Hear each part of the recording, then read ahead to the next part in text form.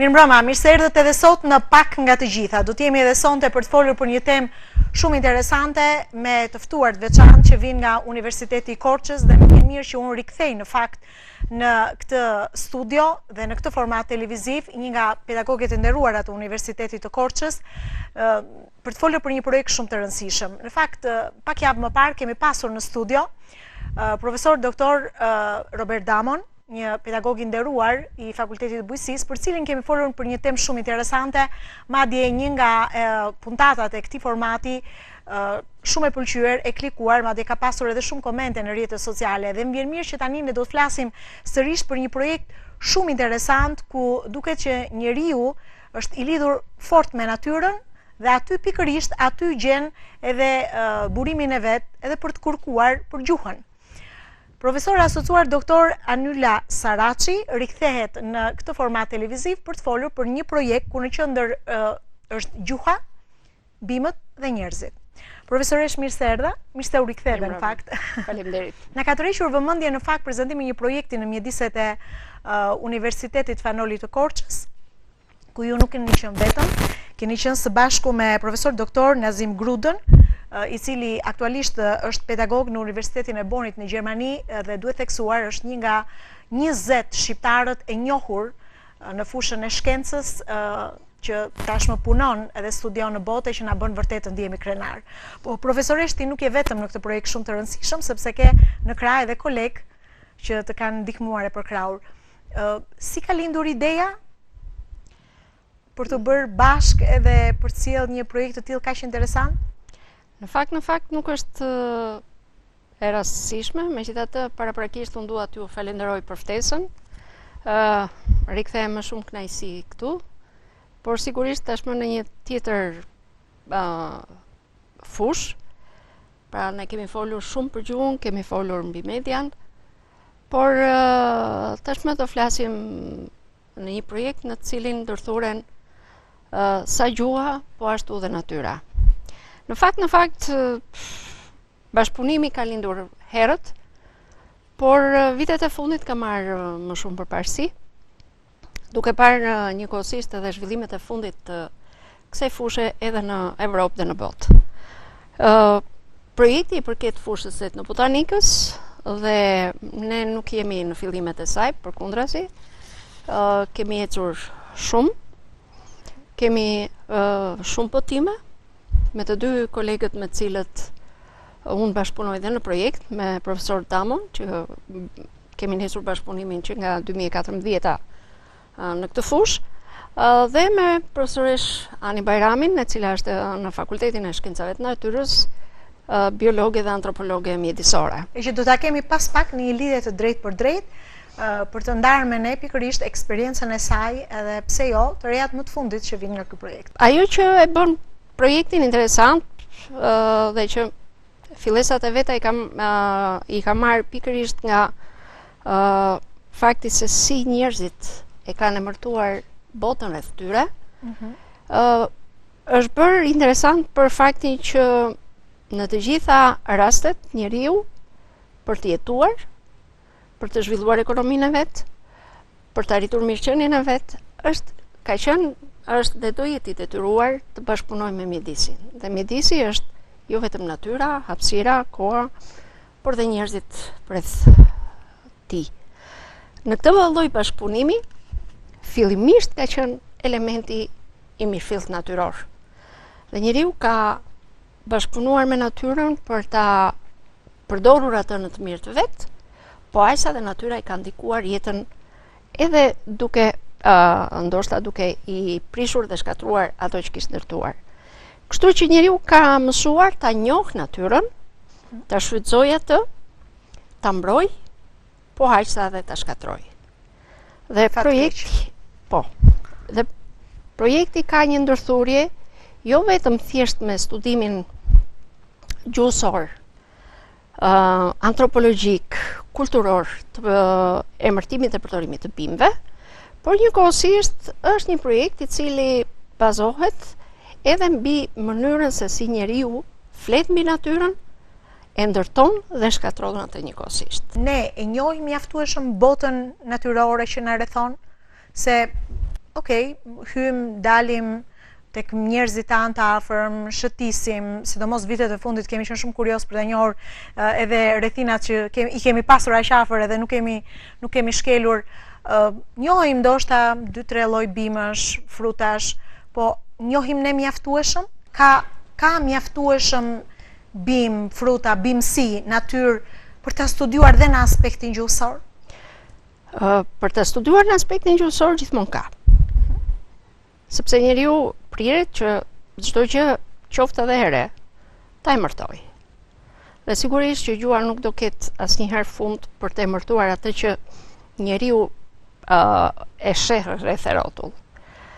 Ajo që vlen për t'u theksuar është fakti që me një shpejtësi të frikshme një pjesë e mirë e njohurive, të cilat ne i quajmë njohuri ekologjike tradicionale, ku përfshihen në fundit gjithë njohuritë që njerëzit kanë krijuar përgjatë brezave, mbi mënyrën se si duhet ta shohin dhe ta shfrytëzojnë natyrën, po humbin. Po humbin për një arsye të thjeshtë.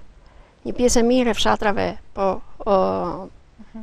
zbrazet, po shpopullohen në mënyrë të frikshme, njerëzit po kalojnë në zonat urbane dhe duke humbur përdorimi i tyre, sigurisht do humbë edhe emërtimi i tyre. Ne do të dim t'i emërtojmë apo t'i njohim bimët ashtu si shiten në dyqan, por nuk do të dim vlerën e vërtet të tyre se si njerëzit i kanë përdorur drejt për drejt nga natyra. Ndërkohë, cilat janë disa nga zonat ku ju keni mundur, sigurisht kjo ka kërkuar një bashkëpunim, e përmendëm pak më përpara me profesor Robert Damon, sepse kemi pedagog të fushës, pedagog të Fakultetit të Bujqësisë, të cilët besoj kanë qenë një orientues shumë të mirë edhe të zonave ku duhet të shkelnit, apo zonat ishin të përcaktuara? Realisht, unë jam specializuar në etnolingvistik dhe duke shëtitur në zonën në cilën kam bërë studimet e mia, sigurisht kam njohur edhe emërtesat e tyre që lidheshin në mënyrë specifike me botën e gjallë, me kafshët e bimët. Dhe këto janë përshëndruar kryesisht në pjesën e toponimisë. Bëj klasifikimi tyre mbi bazën e emërtimeve që kishin lidhje me botën e gjallë.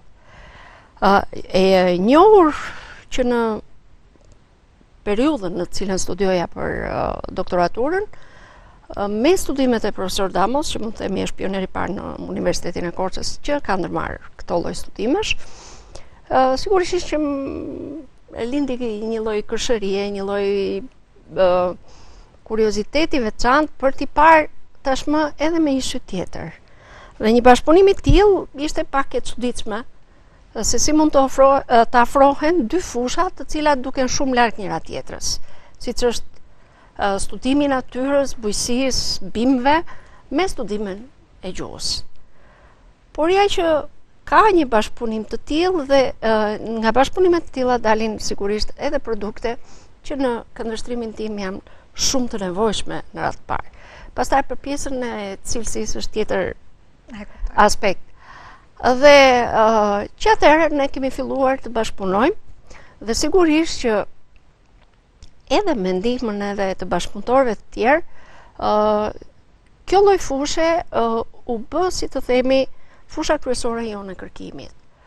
Dhe pjesa e përcaktimit të zonave sigurisht që bëhet nga kolegët të cilët e dinë që në këto zona ka një biodiversitet të lartë, natyror, dhe ndërthurur me gjuhën kthehet në një biodiversitet të lartë edhe kulturor.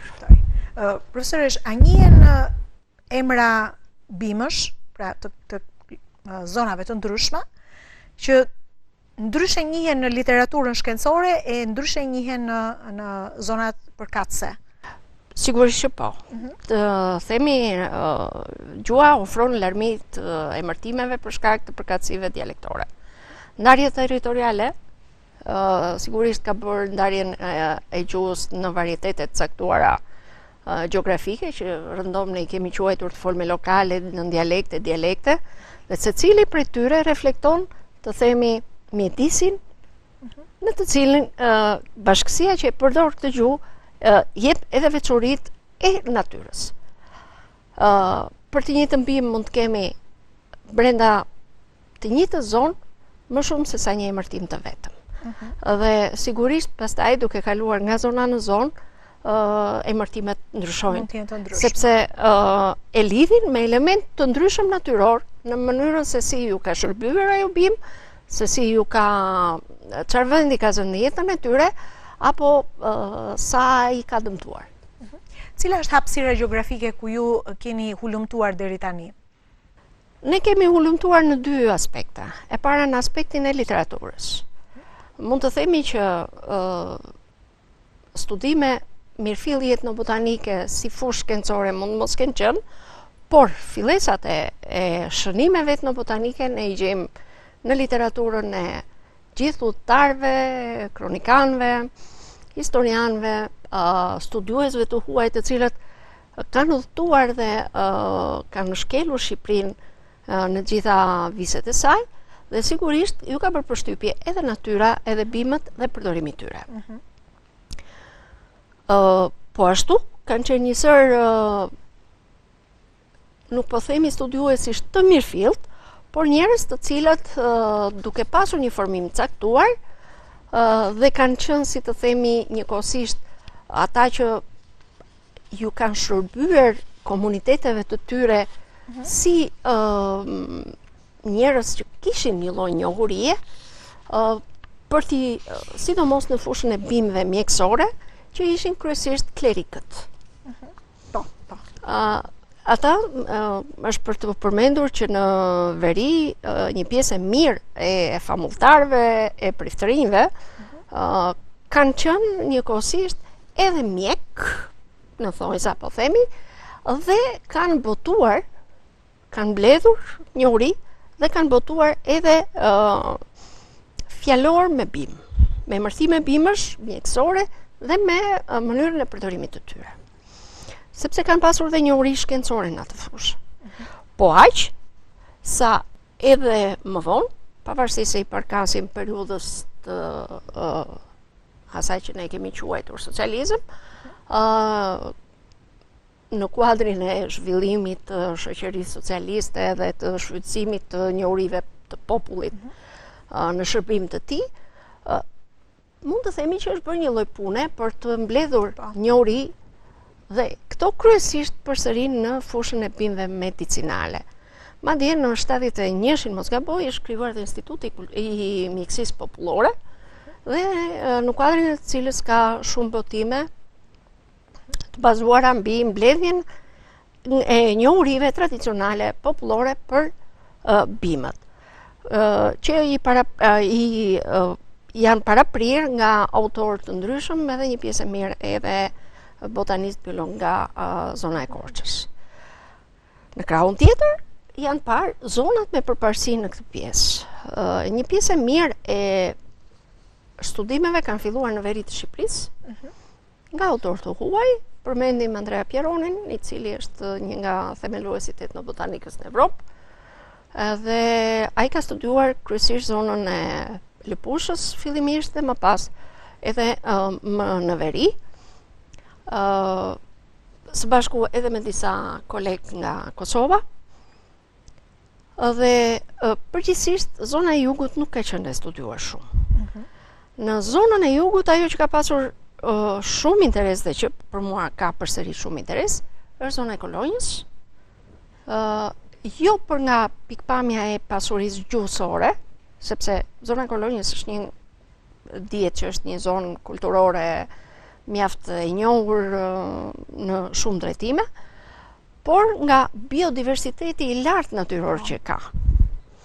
Dhe zona ka një biodiversitet lartë, sepse nga zona në zonë kemi ndryshime të theksuara të bimësisë. Ndryshime të cilat paraqiten dhe në mënyrën si përdoren dhe në mënyrën si emërtohen, pavarësisht se duket sikur Kolonja në fakt është një territor relativisht i vogël. Kështu që ne kemi pasur si synim ta hulumtojmë këtë zonë. Dhe projekti është bazuar në disa fshatra të kësaj zone, ndërthurur pastaj edhe me se si studimet të tilla mund të ndikojnë në atë që e përmendëm pak më parë, në rikthimin e popullsisë për të shfrytzuar, për të jetuar, për të ndërtuar një jetë më të mirë në këtë zonë. Dhe ku më mirë se sa edukimi, universiteti, mund t'i bëj njerëzit të ndërgjegjshëm që gjendet diçka që për të njeriu mund ta jetuar, shfrytëzojë, që mund ta shfrytëzojë, mund të ndërtojë një jetë, mund të fitojë të ardhura përmes një pune të tillë. Dhe në këtë pikë, projekti synon që të zhvillojë dhe një kurrikul të re, e cila është futur si lëndë me zgjedhje për momentin, por më vonë do të shihet ndoshta, nuk e di, edhe në strategjinë e zhvillimit të universitetit me profil bujqësor dhe turistik, faktin e një kurrikule që lidhet me atë që quhet ekolinguistik, që është të themi një nga drejtimet më të reja në fushat e studimit ndërdisiplinare, ku njeriu flet, ku studiohet se si njeriu flet për natyrën, e ndërton atë, po aq sa dhe e shkatron atë. Ndërkohë, profesorisht, në puna në teren ju ka bërë patjetër të kuptoni që ndoshta një pjesë e mirë e fjalëve të vjetra me cilët emërtohen bimët po zhduken dhe janë zhdukur. Jo të vjetra, janë të përdorimit të përditshëm, po zhduken ato. Po zhduken ato sepse e thash pak më parë, nëse një objekt zhduket nga përdorimi, nëse ti nuk e ke, sigurisht që ti do të harosh edhe pse është. Po dhe nëse nuk e haron pse është, do harosh përse është emërtuar në mënyrë të tillë. Ajo që vlen të përmendet është që një pjesë e mirë e bimëve, po themi një pjesë e mirë e natyrës, njeriu e ka emërtuar në varësi të nevojave të tij, në varësi të atyre që e kanë rrethuar apo me ato që është lidhur më shumë. Do të thotë, është lidhur me pamjen, me hapësirën, me format, me ngjyrat, po edhe me funksionet apo të themi ndikimet që ka bota e gjallë të jetë e njeriut. Dhe sigurisht që bimët kanë pasur ndikim në botën e njeriut. Kur themi kanë pasur ndikim, i kanë shërbyer për të ushqyer, i kanë shërbyer për të mjekuar, i kanë shërbyer për të strehuar, i kanë shërbyer për të ngrohur, i kanë shërbyer për të veshur, për të riprodhuar. Pra, në fund të fundit për të ekzistuar. Për të ekzistuar.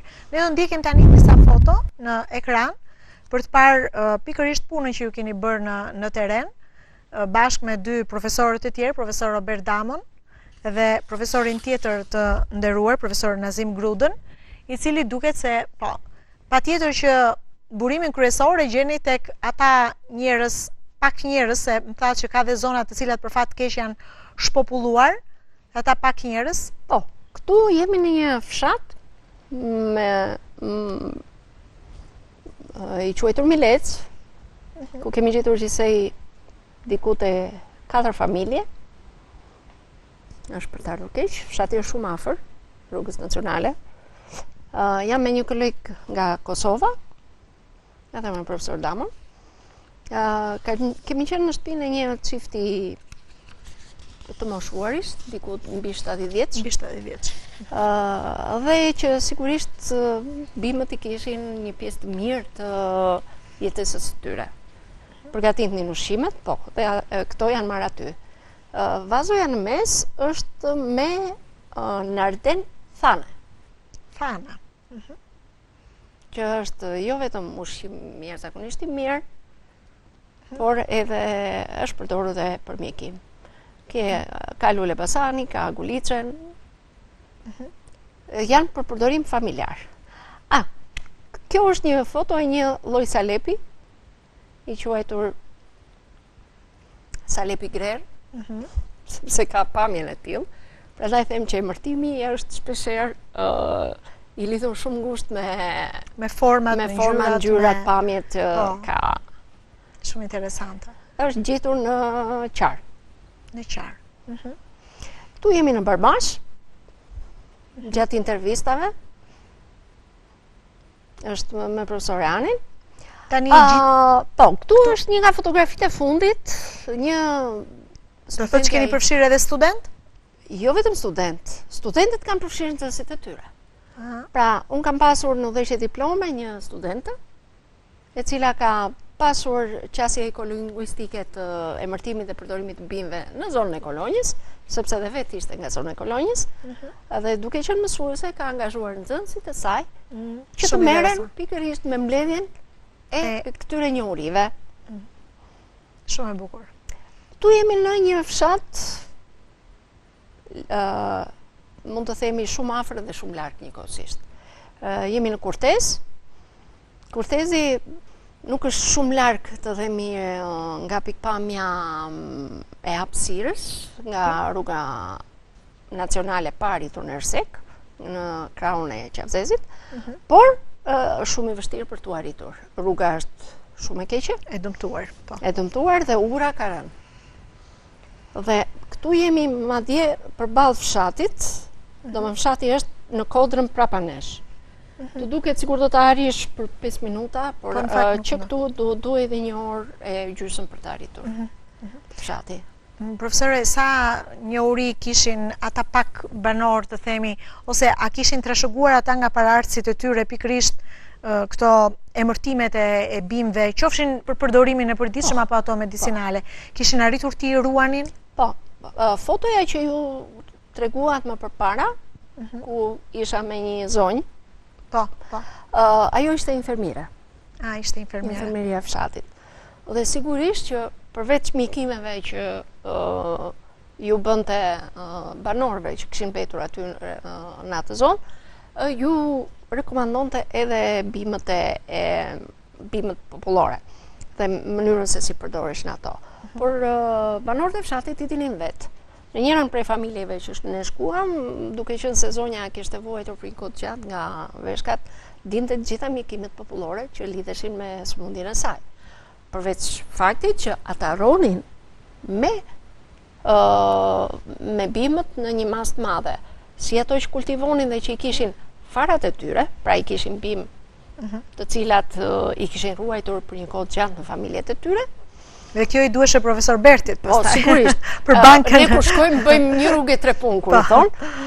Dhe njëkohësisht mblidhnin duke qenë se merreshin dhe me bakti, ata që merren me bakti janë shumë të lidhur me bimët, sepse ju duhen edhe për vete dhe për bakti. Edhe për baktit, shumë interesant. Madje, të themi, fshati që ndodhet në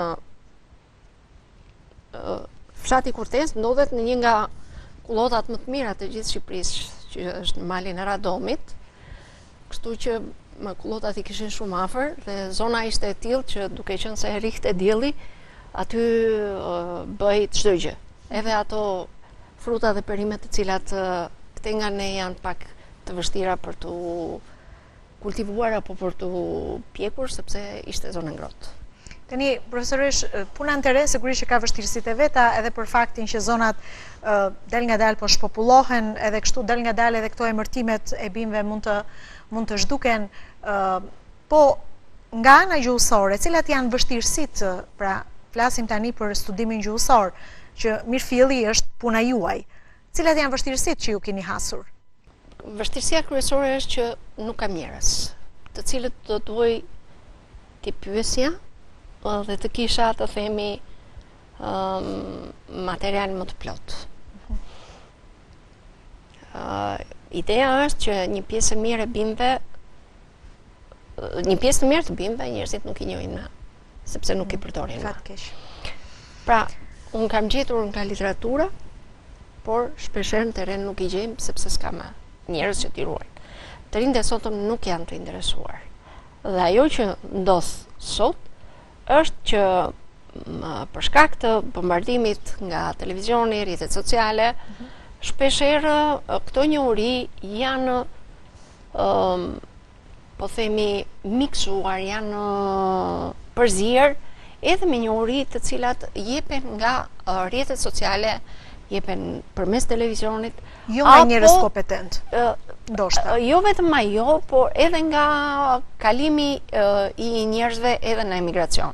Pra, kanë mësuar në emigracion që kjo bimë mund të përdoret edhe për një diçka tjetër dhe kanë të vështirë të dallojnë nëse kjo është një njohuri që e kanë trashëguar apo e kanë mësuar diku tjetër. Prandaj përdorimi i bimëve mjekësore është pak më rrezik për të marrë edhe si emërtime, sepse shpeshherë janë, duke qenë se shëndeti është gjithmonë i pari, më pas vijnë të tjerë. Duhet jesh i kujdesshëm pastaj në këtë pjesë. Njerëzit ngatrojnë njohurit që kanë ditur me njohurit që kanë mësuar nga mjedisi global. Mirë, ne do të mirëpresim tani, unë ke di nëse do të ketë mundësi teknika të kryojmë një lidhje të drejt për drejt me profesoresh Ani Bajramin. Ajo është pedagoge në Fakultetin e Shkencave dhe Natyrës pranë Universitetit të Tiranës.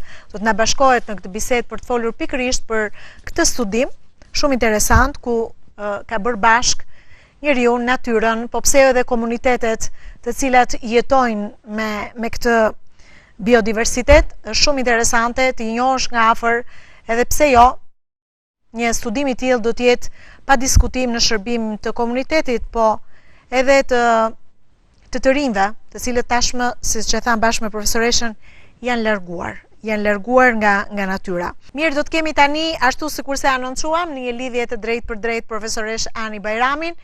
Profesoresh, mirëmbrëma. Mirëmbrëma. Faleminderit që na u bashkove në këtë bisedë. Jemi duke folur për një projekt që për mua është shumë interesant, ku e kthen njeriu pranë natyrës për të kuptuar ndonjëherë se çfarë humbet çdo ditë. Po.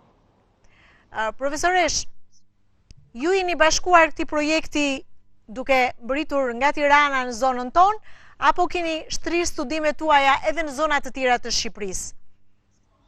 Unë jam pjesë e këtij projekti sepse unë bashkëpunoj me një nga profesoreshat më të dalluara në këtë fushë, në fushën e etnobotanikës dhe etnolingvistikës, siç është profesoresha Anila Saraçi, dhe për shkak të bashkëpunimeve tona të mëhershme dhe të vazhdueshme, unë kam kënaqësinë të jem pjesë e këtij projekti dhe ta njoh zonën tuaj, në rastin konkret zonën e Kolonjës, për diversitetin e saj biokulturor të shkëlqyer dhe për vlerat që kjo zonë bart. Vlerat të cilat nuk i shërbejnë vetëm pjesës shqiptare, por në fakt janë një vlerë e shtuar për gjithë studimet që bëhen ose studimet e kësaj natyre në Ballkan. Mund ta konsiderojmë ne zonën e Kolonjës, duke patur parasysh që mbase ju keni bërë edhe studime të tjera në zona të tjera, zonën e Kolonjës një zonë vërtet shumë pasur, ku aty mund gjesh një shumëllojshmëri emërtimesh, bimësh, të cilat në fakt mund t'i klasifikojmë, se kjo varet nga punat që ju bëni në projekt, edhe duke u referuar faktit që një pjesë e tyre shërbejnë edhe si bimë medicinale. Kemi një numër të konsiderueshëm bimësh? Natyrisht që kemi një numër të konsiderueshëm, ajo që këtë zonë e bën të veçantë, që në fakt në thelb çdo zonë është e veçantë për shkak të unikalitetit të saj. Ajo që është interesante këtu dhe që profesoresha Anila ka vite që punon, lidhet me faktin që një nga zonat e piketuara, një zonë e shtuar me vlerë të shtuar për vlerat e saj të diversitetit biologjik, por më së pari të diversitetit kulturor, lidhet me faktin se shkak se ne do jemi në gjendje të njohim ose të identifikojmë dhe të dokumentojmë dijet dhe praktikat tradicionale që lidhen me botën e gjanë, në rastin konkret me natyrën, me bimët, në rastin konkret, pra ky është targeti kryesor. Mua më bëhet shumë qefi që jo vetëm që kjo zonë do të shtohet në databazën e madhe të studimeve në nivel shqiptar dhe ballkanik dhe europian, por ajo që është e rëndësishme dhe për mua është një pjesë thelbësore e projektit, është fuqizimi i komuniteteve në lidhje me përdorimin e resurseve biologjike të zonës. Pra në rastin konkret të bimëve të zonës, ashtu si ta dhe ju dhe të bimëve mjekësore që përdoren në këtë zonë. Ka praktika të jashtëzakonshme të përdorimit të dijeve. Unë në kohën kur pata mundësinë të vi në ekspedit në këtë zonë, për shembull edhe mënyrat ose përdorimet e salepeve, e llojeve të ndryshme të salepit, pra si lloj biologjik, shfaq në të vërtetë një unikalitet të zonës. Pra ky element i rëndësishëm, të cilin fatmirësisht profesoresha Anila ka pasur vizionin dhe mundësinë ta studioj, edhe për shkak të përkrahjes son nga ADF-ja, për mua është një vlerë e shtuar në literaturën shkencore vendase, ballkanike, por dhe europiane. Profesoresha Anila kur e ka konceptuar, natyrisht e ka konceptuar në lidhje me impaktin që do të ketë komunitet. Pra ne duhet kuptojmë që shkenca nuk është shkencë për hir të shkencës. Në të vërtetë shkenca do të shërbejë zhvillimit të qëndrueshëm dhe zhvillimit ekonomik të zonës. Në kushtet kur ky projekt e ka si qëllim kryesor, po ashtu, në një farë përmase, pikërisht zhvillimin e komunitetit, në radhë të parë ajo që postulohet përmes këtij projekti është ndërgjegjësia e komunitetit për vlera biologjike dhe kulturore që ka zona e kolonjës, ose kjo krahin, ose ky rajon, varet nga terma që ne duam të përdorim. Unë gjykoj që përmes punës profesionale të ekipit të mbështetjes që ne kemi pasur, por dhe të profesorë diasporës, unë gjykoj që ndërgjegjësimi për vlerat kulturore dhe biologjike të zonës, aplikimi i metodave të reja që lidhen me zhvillimin e qëndrueshëm në këtë zonë, për shkak të përfshirjes edhe të komunitetit, unë personalisht gjykoj që do të jetë një rëndësi e veçantë, por dua ta theksoj këtë gjë, kjo punë nuk mbaron me kaq. Kjo është vetëm për herë të parë fillimi ose i stadi i parë i krijimit të një tradite të qëndrueshme, jo vetëm studimore, por dhe një tradite e cila synon në thelbin e saj të fuqizojë komunitetet që jetojnë pikërisht në këto vende, pra në rastin konkret, në rastin e kolonjës. Ndërkohë, nga ana tjetër, duket që projekti do të ketë një lloj impakti edhe në universitet, ku fare mirë, ashtu sikurse e tha dhe profesore Anila, pse jo, mund të krijoj mundësinë e hapjes së një dege që ka lidhje me ekogjuhësinë. Po, me etnolingvistikën. Natyrisht profesoresha Anila, duke ka pasur ekspertizë të veçantë për këtë gjë, me të drejtë ka konceptuar dhe në fakt është pjesë e një vizioni më të gjerë. Pra ky është projekt, unë po e theksoj. Ky është një nga projektet i cili përfaqëson në thelbin e tij një staz. Në të vërtetë, hapja e programeve të reja studimore, hapja e perspektivave të reja kërkimore, studimore në kuptuar, për mua është ashtu një vlerë shtuar e projektit. Unë uroj shumë që profesorja Anila ta arrijë këtë gjë dhe mendoj që kjo është një lëndë që bëhet për herë të parë në diellin time në rang universitar.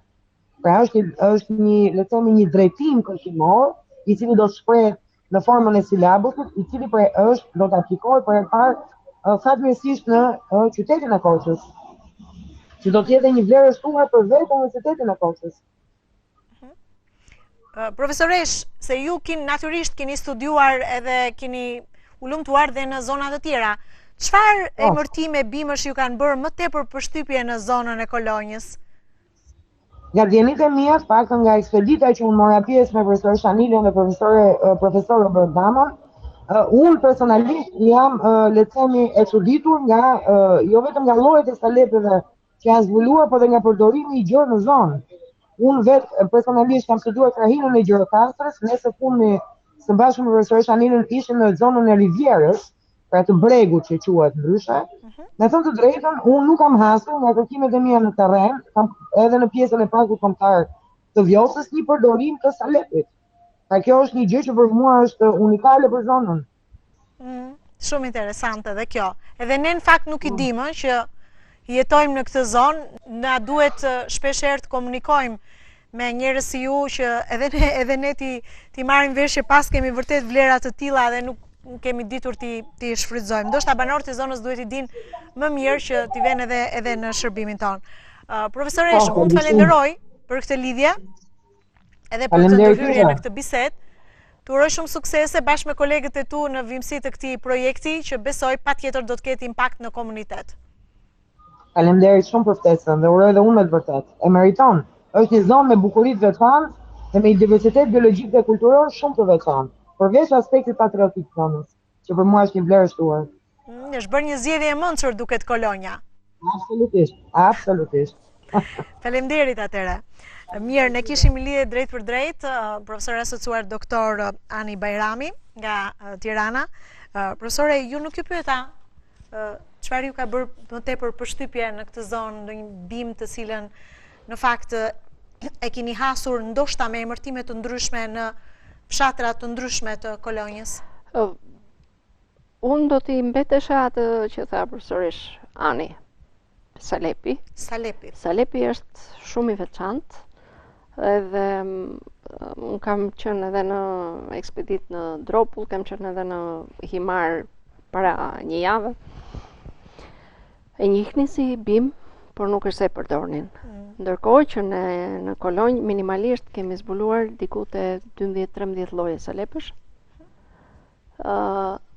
të cilët në fshatëra të ndryshëm në zonën e kolonjës kanë emra të ndryshëm. Dhe në pjesën më të madhe i referohen formës, madhësisë apo ngjashmërisë me elemente të tjerë. Dhe kjo është shumë interesante edhe nga pikpamja se Salepi gjendet në shumë lloje në zonë. Është një bim që banorët e zonës e kanë shfrytzuar kryesisht si bim mjekësore. Salepi njihet për vlerat e tij, por jo çdo lloj salepi ka të njëjtën vlerë. Kështu që banorët e zonës thoshin që salepi patate është më i përdorshëm se salepi, të themi, ka ca emra shumë interesant që janë pak të veçantë për zonën, për sa i përket formës apo ngjashmërisë me elemente të tjerë. Profesoresh, ju ndalet vetëm, domethënë, tek studimi juaj, se ky projekt është ndalur vetëm tek këto lloj bimësh të cilat njeriu i shfrytëzon sigurisht edhe për ekonomi, po edhe në shërbim të shëndetit vet, apo keni menduar që ajo të shtrihet edhe në pemë drufrutor, në perime, në fruta, pra mund të shtrihet ky projekt apo kërkon një kohë më të gjatë? Po, sigurisht kërkon një kohë më të gjatë. Por që është e domosdoshme të shtrihet. Në atë parë njerëzit i kanë përdorur bimët për ushqim, duke zbuluar vetit e tyre dhe i kanë kultivuar. Dhe sigurisht pjesa e perimeve zë një vend të rëndësishëm. Për këtë arsye, edhe profesor Nazimi do të doja të theksoja rolin e tij si akademik i diasporës, me shumë emër dhe një njohës i shkëlqyer, por edhe studiues i jashtëzakonshëm i perimeve, na u ofrua për të na mbështetur në këtë projekt. Prandaj dhe do doja të nxjerrja në pak këtu edhe programin mbi bazën e cilit është mbështetur ky projekt, të cilin sigurisht Fondi Amerikan i Zhvillimit, ADF-ja, e ka hedhur si program në të cilin mbështeten kërkuesit shqiptar që të lidhen me kërkuesit në diasporë, duke bërë njëkohësisht jo të mundur jo thjesht bashkëpunimin në fushën e kërkimit, por dhe mundësinë e rikthimit të këtyre kërkuesve të diasporës si një lloj të themi mundësie për të kontribuar në vendin e tyre.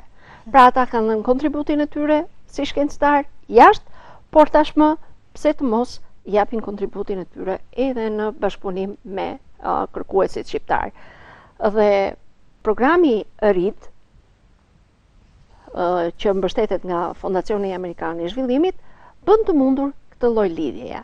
Dhe prandaj në këtë kuadër ne jemi lidhur me profesor Nazimin. Në lidhjen e parë, profesor Nazimi tha, po unë ç'dua këtu. Më pas, kur kemi shkëmbyer idet, tani thot ç'do bëjmë më pas. Që do thotë mundësia për të studiuar nuk është thjesht vetëm dokumentim.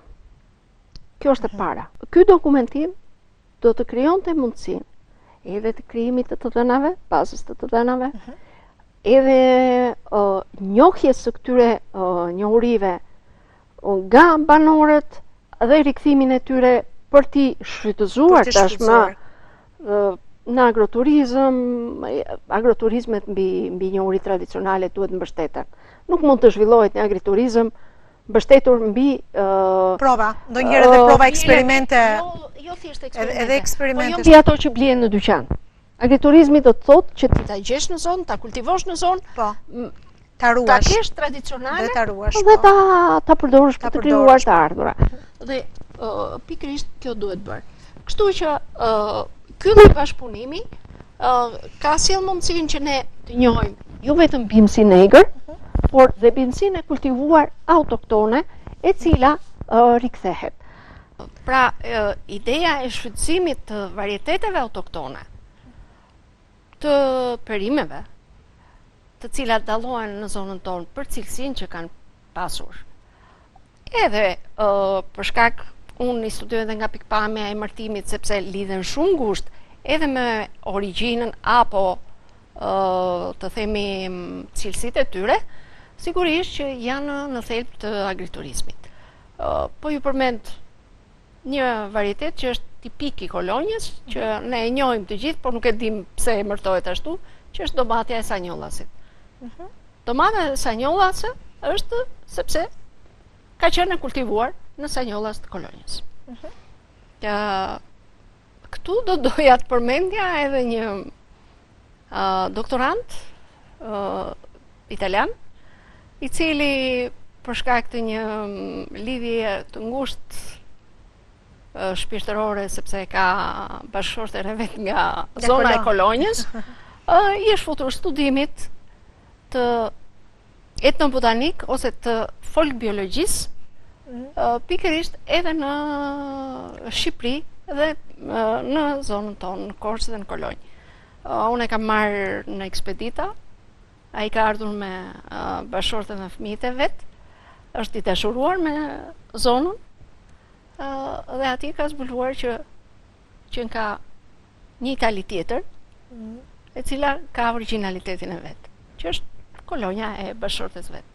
Shumë e bukur kjo. Profesore, gjatë intervistave të ndryshme, sepse natyrisht metodologjia që përdorni për realizimin e saj, besoj përfshin edhe intervistat e ndryshme që ju realizoni me ata banor që ju mundni të gjeni në zonat të ndryshme. Cilat janë kryesisht, të themi, pyetjet më pikante, më specifike që i drejtoni banorëve të zonës? Një dhe dyta, do të pyes pak, a është shumë e rëndësishme në aspektin gjuhësor të njihet historiku i emërtimit të bimës? Po. Pra se si ajo ka evoluar edhe nga ana gjuhësore? Po nisem paraprakisht nga metodologjia e punës që ndjekim. Sigurisht intervistat bazohen mbi ato që quhen intervista gjysmë të strukturuara, që do të thotë ne kemi parashikuar një set pyetjesh në të cilat jo domosdoshmërisht ne do duhet të marrim përgjigjen e çastit. Pra ne do duhet të krijojmë një lloj mjedisi ku i intervistuari të ndihet i qetë për të përgjigjur. Dhe pastaj ne do duhet, po, sigurisht.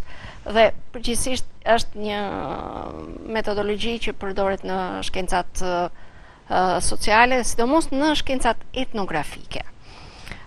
Qasja etnografike në këtë rast. Dhe ajo që ne marrim nuk është, ne na duhet ashtu bruto, siç e thot. Mua personalisht nuk më intereson që ai ta ketë një urim të thënë nga të zbukuruar nga si e thoni ju apo si e thonë në përgjithësi të rinj. Duhet ashtu siç e thot ai i moshuar, siç e ka thënë gjyshrit e tij, po. Dhe shpeshherë unë i pyes edhe si ja u ka thënë mamaja, gjyshja e tyre. Kur njerëzit kthehen në fëmijëri, bëhen nostalgjik dhe e kanë më të lehtë për të shprehur. Dhe në këtë rast shpeshherë kujtojnë të themi edhe emërtimin më të vjetër. Pastaj e ballafaquar me literaturën përkatëse, ne zbulojmë edhe domethënien. Po sigurisht një pjesë e mirë e kanë domethënien brenda emërtimit shumë më të thjeshtë. Sigurisht kanë evoluar, do duhej një studim etimologjik. Këtu do të hynte në lojë një etimolog, por për momentin nuk kemi. Kanë histori të bukura bimët? Sigurisht që po. Kanë shumë normalisht që nga emërtimi ti e zbulon edhe përse të bën përshtypje, për shembull, që bimët të cilat kryesisht kanë qenë bimë që nuk kanë qenë të dëshirueshme, të egra, helmuese, janë emërtuar me emërtesa të cilat kanë një konotacion negativ deri diku. Po, me konotacione negative, por që janë lidhur me kafshët. Për shembull, me ariun, me ujkun, me gjarprin. Ndërkohë që më vonë kanë zbuluar që edhe ato e kanë një vlerë. Po marrim fare thjesht gjembi gomarit, veshi gomarit, ne i kemi trajtuar si bim disi të përçmuara, por që kanë një vlerë të lartë mjekësore. Kanë vlerë mjekësore, po i kanë shërbyer njerëzve. I kanë shërbyer njerëzve. Grumbullimi i kësaj sasie të madhe, këtij numri të konsiderueshëm fjalësh të këtyre bimëve, do të kërkojnë një hap tjetër profesoresh, një lloj klasifikimi, duke u referuar pikërisht historikut të tyre, pra sapo përmendëm për shembull këto bimë që kanë marrë emrin nga kafshët, mund ta kenë marrë nga ngjyrat, mund ta kenë marrë nga aroma. Pra do kërkoj pastaj më pas një lloj klasifikimi? Normalisht klasifikimi është bërë. Në kuptimin njerëzit vetë i kanë bërë klasifikimin.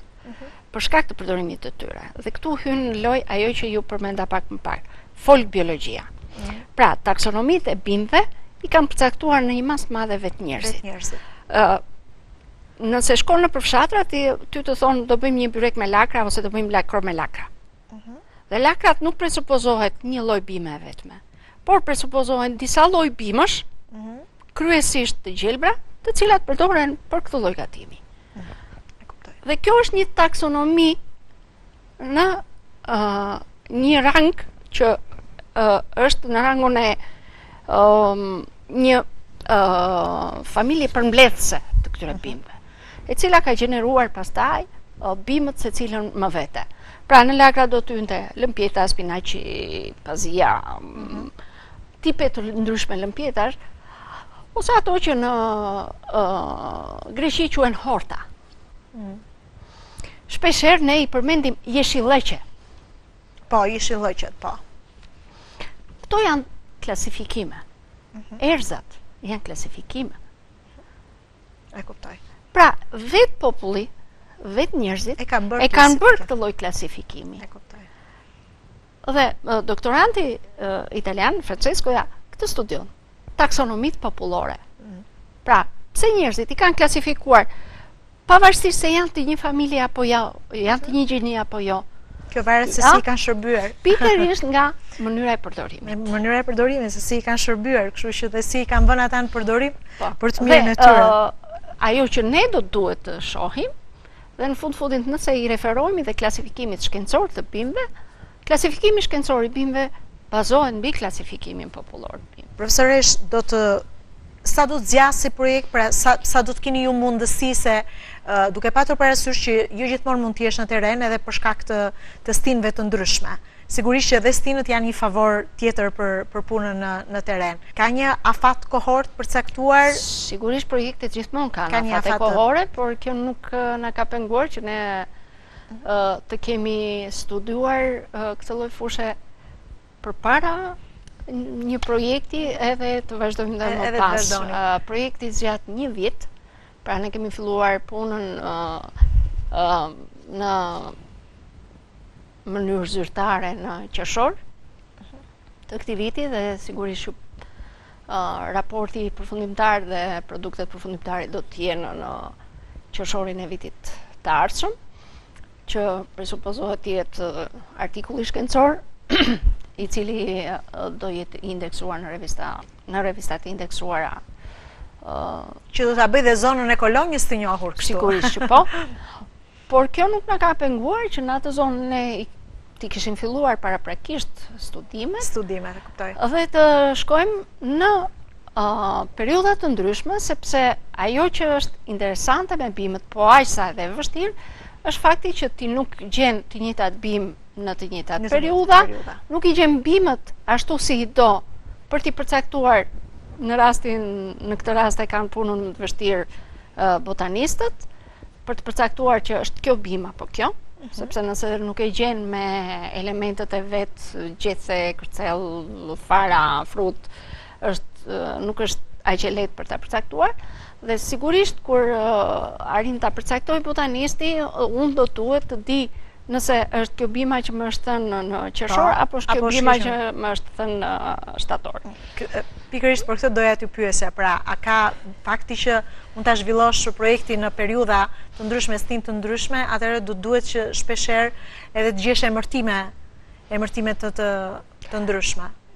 nuk është problemi se nuk gjen emërtime të ndryshme. Ti e gjen emërtimin, por nuk gjen bimën. Nuk gjen bimën. Dhe unë jam në rregull, kam gjetur emërtimin, por që ta lidh me bimën në mënyrë specifike, pastaj është puna e botanistit, puna e biologut, puna e agronomit që të përcaktoj që është kjo bimë dhe jo kjo tjetër. Profesoresh, a mund të përfshihen në këtë projekt emërtime bimësh të cilat nuk ekzistojnë më, por njerëzit i kanë memorizuar, i din, i kanë përdorur dikur, por tani më nuk janë në teren? Po. Madje në djenin time, profesor Damaja që ka mbledhur faret autoktone, ka gjetur bimë të cilat janë konsideruar të zhdukura.